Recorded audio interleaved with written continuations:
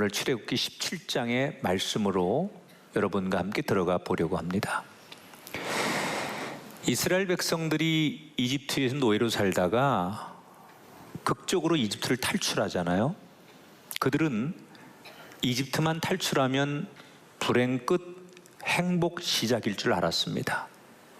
그런데 아니었습니다. 광야에 나와 보니까 오히려 목마름, 배고픔, 더위 이런 것들이 더 고통스러운 거예요. 그래서 그들은 하나님 앞에 불평을 하죠. 그런데 그때마다 하나님은 그들에게 필요한 것을 맞게끔 공급하시며 계속 그들을 인도해 가세요. 바로 이런 배경을 가지고 오늘 출애굽기 17장의 말씀이 시작되는데, 광야를 걷던 이스라엘 백성들이 대추 야자 나무가 풍성한 르비딤이라고 하는 오아시스에 도착을 합니다. 상식적으로 사람들은 나무가 많으면 물도 많이 있을 것이야 라고 기대를 하죠. 그런 희망으로 이스라엘 백성들이 오아시스에 도착을 했는데, 잠시 후 이스라엘 백성들은 당황하고 낙심을 하게 됩니다. 왜냐? 그들이 도착한 르비딤은 시내 반도에서 가장 큰 오아시스라고 불릴 만큼 나무들이 많이 있는 곳인데, 성서학자들은 그때가 때마침 이스라엘의 건기였기 때문에 개천에 이슬 하나 없이 바짝 마른 상태였을 것이다. 그래서 이스라엘 백성들은 물을 한 방울도 얻지 못하고 그동안 참고 여기까지 찾아왔던 인내가 한계에 도달하며 그들은 분노가 폭발하면서 우선은 모세에게 대들고 그리고 하나님께 원망을 하기 시작했어요. 사람 말이라는 게 선을 넘으면 되게 위험하잖아요. 말도 하나님 입장에서는 하나님이 어디 있느냐, 우리를 죽이려고 여기까지 데려왔느냐, 이렇게 항의하고 대드는 이스라엘 백성들의 말을 가만히 하나님 입장에서 들으면 그건 하나님에게 모멸감을 주는 얘기고 하나님에게 수모를 주는 얘기죠. 그러니까 듣고 있던 모세가 하나님 앞에 하소연합니다. 하나님, 이 무지몽매하고 은혜를 모르는 이 이스라엘 백성들을 언제까지 용서하고 품어야 됩니까? 그때 하나님께서 모세에게, 모세야, 너 이스라엘 장로들을 데리고 지팡이를 들고 저 산 밑에 큰 바위로 가라. 내가 거기에 나타날 것인데 그때 네가 그 바위를 지팡이로 쳐라. 그래서 모세가 그렇게 합니다. 6절에 보니까 모세가 이스라엘 장로들의 목전에서 그대로 행하니라 이렇게 나와요. 하나님 말씀대로 모세가 반석을 쳤을 때 큰 바위에서 물이 터져 나오고 이스라엘 백성들이 갈증을 해소한다는 게 오늘 첫 번째 이야기입니다. 엄청난 기적이 일어나는 거예요. 반석에서 샘물이 터졌어요. 자, 그러면 하나님을 모멸감을 주고 수모를 안겨주었던 이스라엘 백성들의 그 언행을 다 보고 들으셨는데, 분명히 하나님 마음이 불편했을 텐데 이스라엘 백성들에게 어떻게 하나님은 끝까지 기적을 선물해 주신 걸까?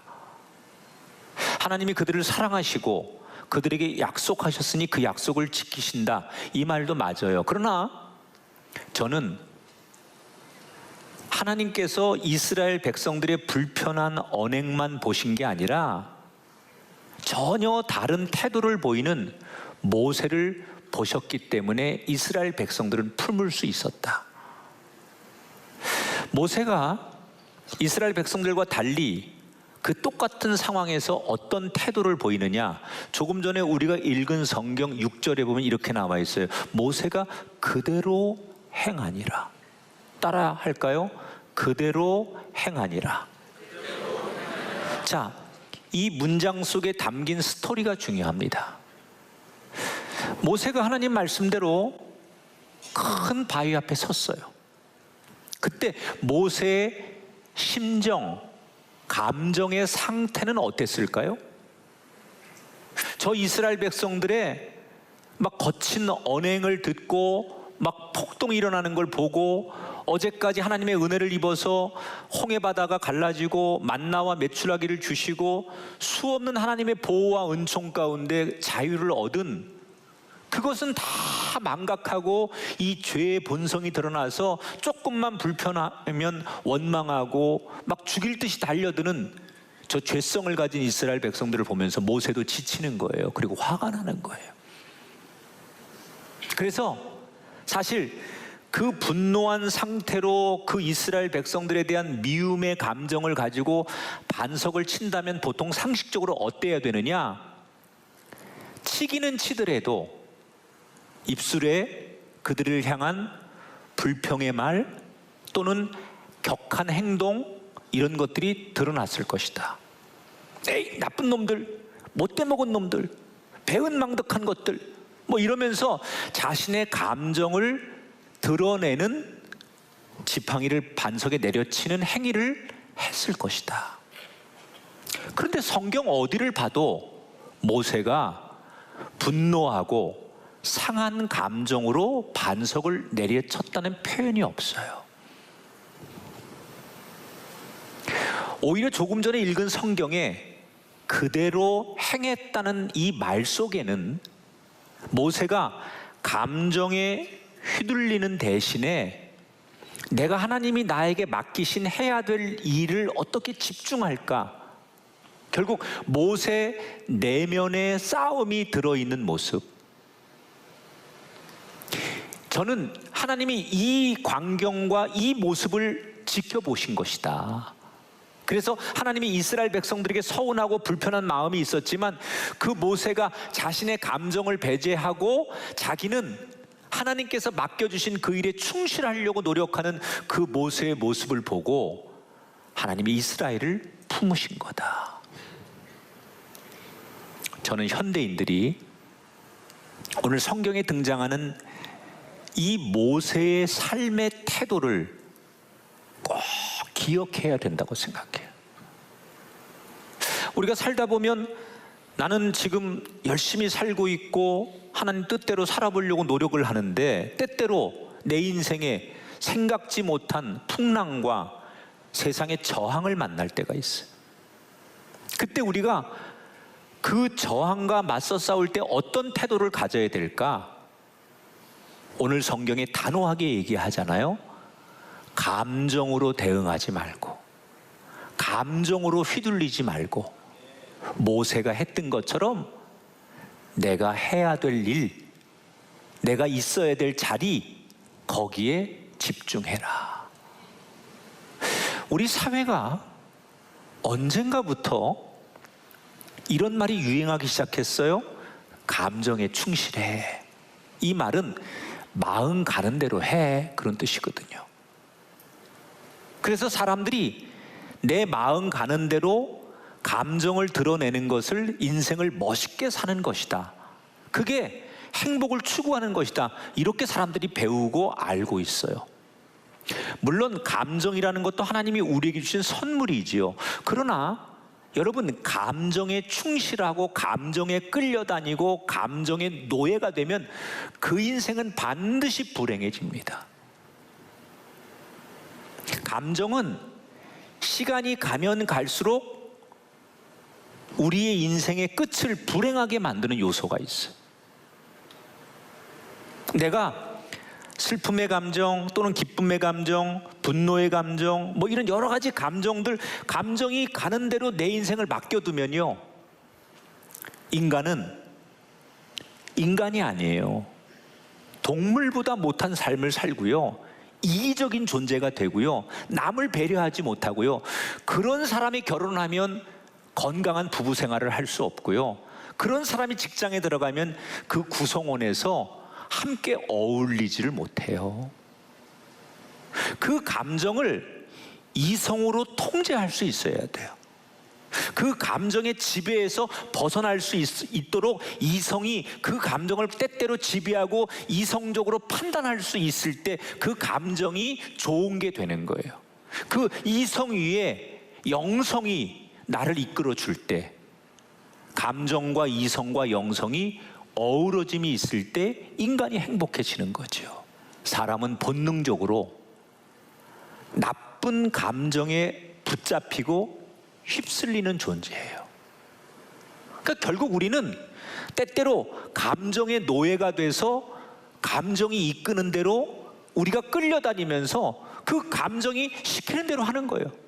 감정이 화를 내라고 하면 우리가 막 화를 내고 거친 언어를 퍼붓고, 감정이 슬퍼하라면 막 슬퍼하고, 우리가 마치 주인이 아니라 감정이 내 인생을 지배하고 주인인 것처럼 끌려다니는 인생하고, 내가 감정을 절제하고 명령하고 내가 감정을 통제하고 때로 이성적으로 판단하면서 거기에 영적인 것이 더해지는 삶을 사는 거하고는 완전히 차원이 다르다는 거예요. 결국 인생이 장기적으로 마지막에서 행복하려면 감정에 휩쓸리면 안 된다. 끊어야 돼요. 그런 감정이 나를 찾아와서 그 감정이 나를 지배할 때 멈추고 끊어낼 수 있어야 돼요. 당장은 그게 힘들지요. 또 감정대로 말하고 표현하고 나 기분 느끼는 대로 마음 먹은 대로 뭔가를 행동하면 당장은 통쾌할 수 있지만 길게 보면 그 사람 인생은 반드시 불행해집니다. 예수 믿는 사람도 마찬가지예요. 예수 믿는다고 속상한 일이 없습니까? 목회를 하는 목사도 속상한 일이 없을까요? 여러분, 전 진짜 억울합니다. 교인들은 시험 들면 교회 안 나오대? 나도 섭섭하면 예배 빠지고 주일날 파업하고 그랬으면 좀 속이 시원할 것 같아. 여러분, 하나님이 언제 우리 인생에 개입하실까요? 감정의 지배를 당하지 않고 감정에 끌려가지 않으려고 할 때 하나님이 역사하신다. 저는 모세가 했던 이것을 저와 여러분이 꼭 결심하고 배우게 되기를 축복합니다. 따라합시다. 감정의 노예가 되지 맙시다. 자, 이렇게 이스라엘 백성들이 르비딤에서 먹고 마시는 문제로 한바탕 홍역을 치르고, 그들은 이제 목마른 물 문제를 해결한 뒤에 다시 광야길을 가다가 오늘 성경에 전혀 생각지 못한 어려움을 만납니다. 지금까지 그들이 만난 어려움은 내부적인 어려움이었어요. 먹고 마시고 자기들끼리의 다툼. 그런데 이제부터 만나는 어려움은 외부적인 어려움이에요. 이 광야에서 약탈을 하고 기습으로 공격을 해서 남들을 죽이고 빼앗는 약탈 민족이 있었어요. 그들이 아말렉 족속이었습니다. 그런데 이 광야에 언젠가부터 200만 명이나 되는 저 이스라엘 백성들이 계속 떠들고 있다는 얘기를 듣고 아말렉 민족이 이스라엘을 기습적으로 공격을 한 거예요. 자, 사진을 보여드릴게요. 그들이 지금 아말렉에게 공격을 당한 장소가 어디냐? 이게 르비딤이에요. 보시다시피 골짜기입니다. 우회하거나 도망칠 수 있는 길이 전혀 없습니다. 그러니까 이스라엘 민족이 선택할 수 있는 것은 저 장소에서 맞서 싸우고 이기는 것밖에 없는 거예요. 근데 문제는 400년 동안 노예로 살다가 이제 막 자유를 찾아서 나온 이스라엘 민족은 전쟁을 해본 적이 없는 거예요. 군대가 있는 것도 아니고 무기가 있는 것도 아니에요. 그런데 상대는 이미 약탈의 전문과 전쟁으로 평생 달궈진 민족, 그게 여러분 아말렉 족속이거든요. 그러니까 그들과 전쟁한다는 것은 불가능한 일입니다. 그러면 어떻게 이 전쟁에서 이스라엘은 이길 수 있을까? 이때 이 급박한 상황에서 지도자 모세가 아주 중대한 결정을 내려요. 자신이 가장 믿을 수 있는 신복 여호수아를 불러요. 그리고 그에게 전투의 지휘권을 맡기고, 모세는 자기 형 아론과 또 다른 동료 훌과 함께 산 위로 올라갑니다. 그리고 산 위에 올라서서 저 밑을 보면서 전쟁의 상황을 한눈으로 보면서 그때부터 모세는 손을 높이 들고 기도하기 시작해요. 그런데 신기합니다. 모세가 손을 높이 들고 기도할 때는 이스라엘이 이기고, 모세가 지쳐서 손이 내려가면 이스라엘이 밀리는 거예요.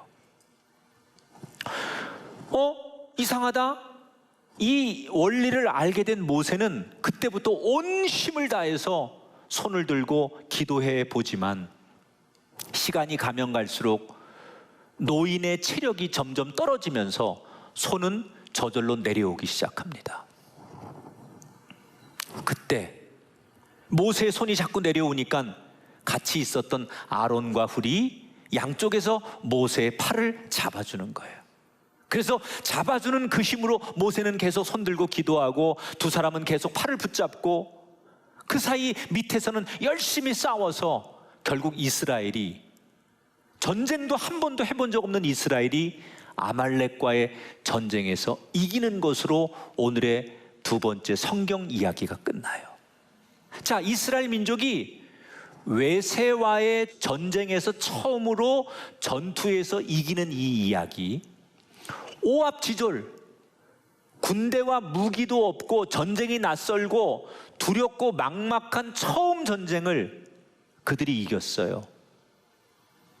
여러분, 중요한 얘기 하는 거예요. 지금 우리가 객관적으로 아무 힘도 없고 능력도 안 되고 언더독일 수밖에 없을 때 완전히 메이저를 이길 수 있는 방법이 뭐냐, 이걸 하시면 돼요. 이 긴박한 상황에서 아무 힘도 없고 객관적으로 상대도 되지 않는 이스라엘이 이 전쟁을 이긴 비결이 하나 있어요. 할 수 없는 것을 쳐다보지 않고 할 수 있는 일부터 했다는 거예요. 자, 보세요. 여호수아가 남자들을 소집했어요. 자, 집에서 남자들 빨리빨리 나오시오. 나와, 우리 아내들하고 애들 지켜야지. 그래서 남자들을 급하게 모은 거예요. 그리고 아말렉과 전투를 하러 갔어요. 그런데 무슨 무기가 있어야죠, 갑옷이 있어야죠, 무슨 제식 훈련을 받아본 적이 있나? 그리고 어떻게 싸워요? 우리는 말도 없고 우리는 저 무기도 없는데 어떻게 싸워요? 다 경험 없는 이스라엘 남자들이 두려워하잖아요. 그때 여호수아가 뭘 해요? 두려워하지 말아라. 안 되면 맨주먹으로 몸으로라도 싸우자. 네 옆에 있는 돌멩이를 들어라. 네가 가지고 있는 지팡이라도 가지고 우리 싸워보자. 무기가 없어요. 우리는 군인이 아니에요. 우린 전쟁 해본 적이 없어요. 안 되는 일들이 너무 많아요. 그런데 여호수아, 지금 이스라엘 남자들은 안 되는 것 생각하지 않고, 그럼 할 수 있는 게 뭐냐? 몸이 있으니, 주먹이 있으니, 지팡이가 있으니, 돌멩이가 있으니 이거라도 붙들고 싸워보자. 할 수 있는 걸로 싸우는 거예요. 그때 여성들은 뭘 할까요? 남편들이 싸움하러 나갔으니 우린 도망가자, 그러지 않았어요. 그 텐트에서 울고 있는 자녀들을 돌보고 노인들을 돌보면서 그 텐트를 지키는 거예요. 할 수 있는 일이 없어서 아무것도 안 하는 게 아니라 두려워하는 자녀들을 끌어안고 괜찮다고 위로하고 기도해주는 여성들로서 할 수 있는 일을 하는 거예요. 80살 먹은 모세와 83살 먹은 그의 형 아론은 어땠습니까? 이 늙은이들이 무슨 전쟁에 도움이 되겠냐, 이렇게 할 수 없다고 그들은 물러서지 않아요. 뭘 해요? 산 위에 올라가요. 자기들이 할 수 있는 기도로 이 전쟁에 동참을 합니다. 그들은 온통 할 수 없는 일들이 너무 많은 상황이었지만 그 가운데 그러면 할 수 있는 게 뭐냐? 이걸 찾아서 그걸 감당할 때 하나님께서 그때 스파크처럼 이스라엘 전쟁에 개입하셔서 불가능을 가능으로 바꿔주신 거예요. 여러분은 아셔야 돼요. 하나님이 언제 우리를 도우실까요? 목사님, 저는요 이제 몸도 병들고요 병원에 입원해 있고 할 수 있는 게 없어요. 그때 더 많이 기도하셔야 돼요. 몸으로 예배 나올 수 없으니까 그 병실에서 더 간절히 하나님을 찾고 그 병실에서 1대1로 하나님 앞에 깊이 기도하고 하나님을 부르고 그때 예배자가 되고 그때 진심으로 성경 말씀을 읽고 그때 진심으로 기도하면 할 수 없는 상황에서 할 수 있는 것으로 하나님 앞에 예배할 수 있는 거예요. 내 인생이 너무 막막하고 길이 안 보이고 나는 어디로 갈지 모르는 것 같은 상황이어도 하나님 보실 때는 길을 헤쳐나갈 수 있으니까 우리를 그 자리에 두신 거고요, 우리가 감당할 수 있을 테니까 그 자리에 두신 거예요. 그때 여러분이 하나님의 도우심을 받기를 원한다면 내가 할 수 있는 일로 풀을 베고 나뭇가지를 제치면서 앞으로 한 발짝 한 발짝 걸어가야 하나님이 준비해 놓은 길을 만나는 거예요. 터널 안에 갇힌 사람이 너무 어둡다고 해서 앞으로도 못 나가고 뒤로도 못 나가는 인생이 필요 없어요. 터널 안에서 아무리 깜깜해도 계속해서 걸어 나가면 저 뒤에 출구가 보이는 거예요. 인생이 아무리 깜깜하고 인생이 아무리 힘들어도 계속 내가 할 수 있는 걸로 걸어 나가면 출구를 찾게 되는 게 인생입니다. 두드리라, 열릴 것이다. 길을 찾아라, 찾고자 하면 하나님께서 길이 되어 주실 것이다. 개인적으로, 가정적으로, 국가적으로 너무 어려워요.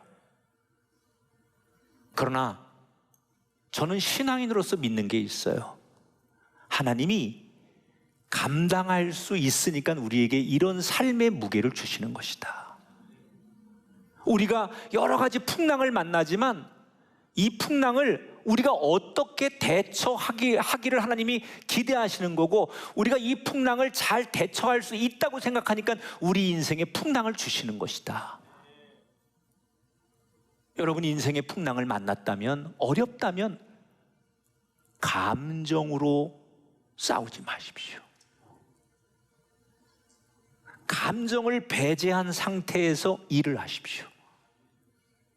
여러분 어렵다고 해서 나는 안 돼, 나는 실패했어, 이걸로 여러분의 인생을 단정하지 말고, 좋다, 내가 주저앉았고 내가 실패한 거 인정하고, 그러나 지금 내가 할 수 있는 게 뭐냐? 아무것도 내게 없지만 그러면 내가 몸 하나 남아있다면 이 몸으로 뭐부터 할 수 있느냐? 할 수 있는 일부터 하면 그때 하나님이 여러분의 손을 붙잡아 주시는 거예요. 아무것도 안 하는 사람의 손을 잡지 않아요. 하나님은 하고자 하는 사람의 손을 잡으십니다. 하려고 하는 사람의 손을 잡아주십니다. 여러분은 나는 가만히 주저앉아 있고 절망하고 낙심하고 여러분 원망하고 감정에 끌려서 그 감정에 충실한 채 살아가는데 하나님께서 여러분 인생에 개입하실 것 같아요. 그런 일은 없습니다. 성경에 나오는 모든 인물들은 그 최악의 상황에서 몸부림치고 두드리고 찾고 구할 때 하나님이 개입하시고 역사하셨어요. 어떤 풍랑을 만나셨습니까? 살다 보면 나한테 이런 풍랑도 찾아오는구나, 그럴 날도 있을 겁니다. 근데 그거 오늘 말씀을 잘 기억하시면 문제되지 않습니다. 그 풍랑이 내 멋진 미래로 가는데 또 다른 물결이 되어서 나를, 내 인생을 더 속도내게 만들어 줄 수도 있다는 사실을 기억하면서 풍랑이 여러분 앞을 가로막는 풍랑이 아니라 등 뒤에서 여러분의 인생을 밀어주는 풍랑이 되기를 주의 이름으로 축복합니다.